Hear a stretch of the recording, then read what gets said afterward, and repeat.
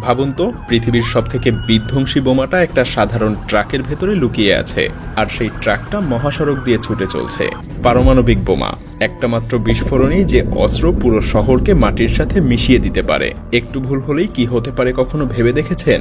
যদি এই মারণাস্ত্র ভুল মানুষের হাতে পড়ে যায় বা দুর্ঘটনা ঘটে, ক্ষতি কিন্তু শুধু একটা দেশের হবে না, পুরো পৃথিবী ভয়ঙ্কর পরিণতির মুখে পড়বে। তাই এই পারমাণবিক অস্ত্র পরিবহনের নিরাপত্তার ব্যাপারে বিন্দুমাত্র ছাড় দেওয়া হয় না। এমন কঠোর নিরাপত্তা বলয়ে ঘিরে রাখা হয় এই কনভয়গুলোকে, যা হয়তো মার্কিন প্রেসিডেন্টের গাড়িবহরের নিরাপত্তাকেও হার মানিয়ে দিবে। কিভাবে আমেরিকা তাদের পারমাণবিক বোমাগুলোকে এক জায়গা থেকে আরেক জায়গায় স্থানান্তর করে, কিভাবে গুপ্তভাবে এবং দুর্ভেদ্য নিরাপত্তার মাধ্যমে যুক্তরাষ্ট্রের পারমাণবিক অস্ত্রগুলো বহন এবং নিরাপত্তা দেয়া হয়। এই মিশন যেন কোনো থ্রিলার সিনেমার দৃশ্য, কিন্তু এটা সম্পূর্ণ বাস্তব। চলুন এবার সেই গোপন নিরাপত্তা ব্যবস্থার রোমাঞ্চকর গল্পটা উন্মোচন করা যাক। আমেরিকার পারমাণবিক অস্ত্রবাহী গাড়িবহর যখন রাস্তায় বের হয়, তখন দূর থেকে মনে হতে পারে কোনো ভিআইপি বা রাষ্ট্রপ্রধানের গাড়িবহর যাচ্ছে। আসলে এর গুরুত্ব তার চাইতেও বেশি।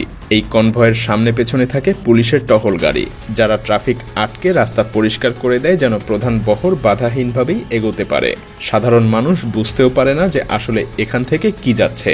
পুলিশের গাড়িগুলোর ঠিক পেছনেই থাকে আসল নিরাপত্তা বহর। কালো রঙের শক্তিশালী সাজোয়া যানগুলো চারদিক থেকেই সেই পারমাণবিক ট্রাকটাকে ঘিরে রাখে। সাধারণত একটা ট্রাকের সঙ্গে প্রায় 5টা সশস্ত্র সাজোয়া গাড়ি থাকে এবং আরও 2টা এগিয়ে গিয়ে 1 কিলোমিটার সামনের রাস্তার পরিস্থিতি নজরদারি করে। এই বিশেষ সাজোয়া গাড়িগুলো দেখতে সাধারণ এসইউভির মতো হলেও বাস্তবে ছোটখাটো ট্যাঙ্কের মতো সুরক্ষিত। এগুলোকে শুধু বুলেট প্রুফ বললে কম বলা হবে, কারণ গাড়ির গায়ে এত মজবুত বর্ম যে সাধারণ বুলেট তো দূরের কথা, ভারী অস্ত্রের আঘাতও এরা সহ্য করতে পারে। প্রতিটা সাজোয়া গাড়িতে থাকে 4 থেকে 6 জন করে সুউচ্চ প্রশিক্ষিত ফেডারেল এজেন্ট, যারা এই গাড়িবহরের নিরাপত্তার দায়িত্বে নিয়োজিত। তাদের হাতে থাকে হ্যান্ডগান, শটগান থেকে শুরু করে স্বয়ংক্রিয় অ্যাসল্ট রাইফেল পর্যন্ত, এবং সেই সাথে প্রচুর গোলাবারুদ তো আছেই। প্রতিটা সাজোয়া যানের ছাদেও প্রয়োজনে ব্যবহারের জন্য বসানো থাকে অটোমেটিক মেশিন গান। ভাবুন, একটা চলন্ত দুর্গের মতো এই গাড়িগুলো শত্রুর আক্রমণের আশঙ্কায় সারাক্ষণ তটস্থ, প্রস্তুত থাকে মুহূর্তের নোটিশে পাল্টা আঘাত হানতে। এই সাজোয়া যানগুলোর গায়ে জায়গায় জায়গায় ফায়ারিং পোর্ট থাকে, যেখান দিয়ে ভেতরের এজেন্টরা গাড়ি থেকে বের না হয়েও বাইরের লক্ষ্যবস্তুতে গুলি ছুড়তে পারে। ফলে বহর চলাকালীন পথে কোনো সন্দেহজনক আক্রমণ ঘটলে এজেন্টরা মুহূর্তেই ভেতর থেকে গুলি ছুড়ে জবাব দিতে পারে। রাস্তা দিয়ে যাওয়ার সময় তারা চারপাশের প্রতিটা নড়াচড়া তীক্ষ্ণ নজরে পর্যবেক্ষণ করে। সবচেয়ে ছোট অস্বাভাবিক কিছু দেখলেও সেটা দলগত রেডিওতে সবাইকে জানিয়ে সতর্ক করা হয়। আসলে পুরো কনভয়ের প্রতিটা যান একে অপরের সাথে বিশেষ নিরাপদ রেডিও নেটওয়ার্কের মাধ্যমে সর্বক্ষণ সংযুক্ত থাকে। এই গোপন রেডিও যোগাযোগ একাধিক পৃথক চ্যানেলের মাধ্যমে পরিচালিত হয়।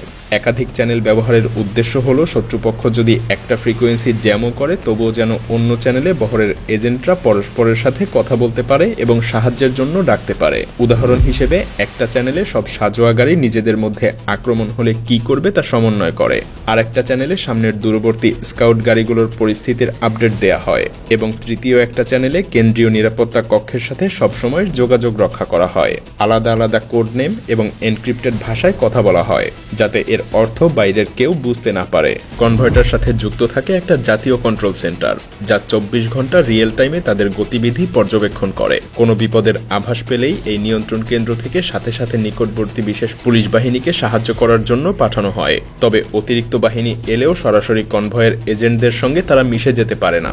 প্রথমে গোপন কোড মিলিয়ে তাদের পরিচয় নিশ্চিত করতে হয়।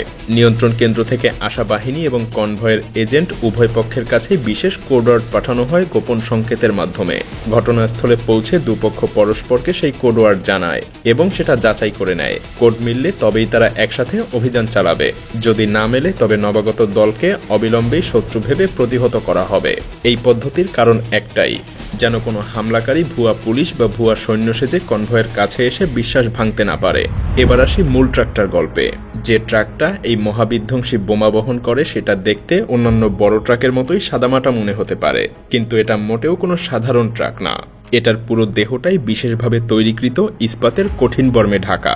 কোনো সাধারণ যন্ত্র দিয়ে এই ট্রাকের গায়ে ছিদ্র করা বা কাটা প্রায় অসম্ভব। এমনকি ভয়াবহ দুর্ঘটনা বা বিস্ফোরণেও এর গায়ে সহজে ফাটল ধরবে না। যদি একে আগুনের মাঝেও ফেলে রাখা হয় তাহলে ট্রাকের ভেতরে যে পারমাণবিক বস্তু আছে তা বেশ কয়েক ঘন্টা পর্যন্ত নিরাপদে থাকবে। এতটা থার্মাল প্রোটেকশন দেওয়া থাকে এর গঠনে। চালকের কেবিনটাও সম্পূর্ণ বুলেট প্রুফ এবং বোমা প্রুফ। বাইরের দিক থেকে এর দরজা খোলার কোনো উপায় নেই। কেবিনের দরজা কেবল ভেতর থেকেই খুলবে। ট্রাকটার ওজনও অন্যান্য সাধারণ ট্রাকের তুলনায় অত্যন্ত বেশি।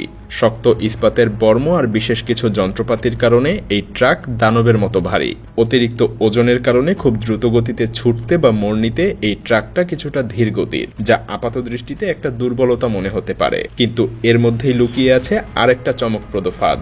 ধরুন সমস্ত প্রতিরক্ষা ব্যবস্থা ভেদ করে কোনোভাবে আক্রমণকারীরা ট্রাকটার নিয়ন্ত্রণ নিয়ে নিল। তারা যদি ট্রাকটা ছিনতাই করে দ্রুত পালাতে চায় তবে সঙ্গে সঙ্গে সক্রিয় হবে ট্রাকের বিশেষ স্বয়ংক্রিয় আটক ব্যবস্থা। ট্রাকটার চাকা এবং অ্যাক্সেলের সঙ্গে লাগানো আছে বিশেষ বিস্ফোরক চার্জ, যা নির্দিষ্ট সংকেত পেলেই মুহূর্তের মধ্যে বিস্ফোরিত হয়। এর ফলাফল হলো ট্রাকের চাকা ভাগে ভাগে বিচ্ছিন্ন হয়ে যায়। চাকার ধারা আলাদা হয়ে গিয়ে পুরো ট্রাক মাটিতে ঢলে পড়ে। এই বিশাল ওজনের ট্রাক তখন চাকা ছাড়া 1 ইঞ্চিও সরানো যাবে না। অর্থাৎ জোর করে ছিনতাইয়ের চেষ্টা করা মাত্রই ট্রাক নিজে থেকেই নিজেকে স্থির করে দিবে, হামলাকারীদের হাত থেকে পালানোর পথ কেড়ে নিবে। কিন্তু এত কিছুর পরেও ট্রাকের ভেতরে থাকা পারমাণবিক বোমাটা তখনও এক নিরাপদ কন্টেইনারে তালাবদ্ধ থাকে। এই পুরো বহর সর্বদা আকাশ থেকেও নজরবন্দি থাকে। কনভয়ের ওপরে আকাশ থেকে ঘুরতে থাকে সশস্ত্র হেলিকপ্টার স্কোয়াড্রন, যারা উপর থেকে পুরো পথটাকেই পর্যবেক্ষণে রাখে। এক মুহূর্তের জন্য যেন আকাশপথের নজরদারি দুর্বল না হয়, তাই হেলিকপ্টারগুলো পালাক্রমে দায়িত্ব পালন করে। একটা হেলিকপ্টারের জ্বালানি কমে এলে আগেভাগেই আরো 2টা হেলিকপ্টার তার জায়গা দখল করে নেয়। এই হেলিকপ্টারগুলোর মধ্যেও থাকে অতিরিক্ত বিশেষ বাহিনী। যদি বহর কোনো মারাত্মক হামলার মুখে পড়ে তখন আকাশ থেকে এই কমান্ডো দল দ্রুত অবতরণ করে পরিস্থিতি সামাল দেবে। সব মিলিয়ে এমন নিশ্ছিদ্র নিরাপত্তা ব্যবস্থা তৈরি করা হয়েছে যে এই কনভয়ের ধারে কাছেও ভিলেনদের পৌঁছানো প্রায় দুঃসাধ্য। এটা যতটা অবিশ্বাস্য শোনায়, সত্যি এটা এক দমবদ্ধ কড়া নিরাপত্তা বলয়, যা পৃথিবীর সবথেকে ধ্বংসাত্মক অস্ত্রগুলোকেও ভুল মানুষের হাত থেকে রক্ষা করে রেখেছে।